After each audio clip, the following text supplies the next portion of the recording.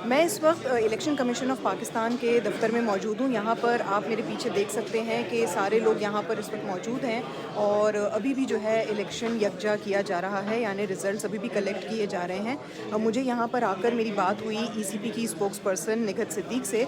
उन्होंने बताया कि जैसे जैसे उनको रिज़ल्ट्स मिल रहे हैं वैसे वैसे वो अनाउंस करते जा रहे हैं। अब तक सिर्फ 34 रिज़ल्ट्स जो हैं वो नेशनल असम्बली की सीट्स के अनाउंस हुए हैं।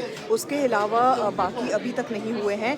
252 अभी भी अवेटेड हैं। उसके अलावा यहाँ पर जो है अमला, मेरे पीछे अगर आप देखें तो यहाँ पर ईसीपी का अमला भी बैठा हुआ है इस सीट के पीछे। वहाँ पर वो कोशिश ये कर रहे हैं कि किसी तरह मैनुअली अब रिज़ल्ट्स को एक जगह पर लेकर आएँ।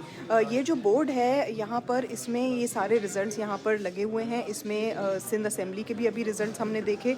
तो आहिस्ता आहिस्ता थोड़े से काम जो है वो जारी है। यहाँ पर सामने भी बहुत से लोग बैठे हुए हैं।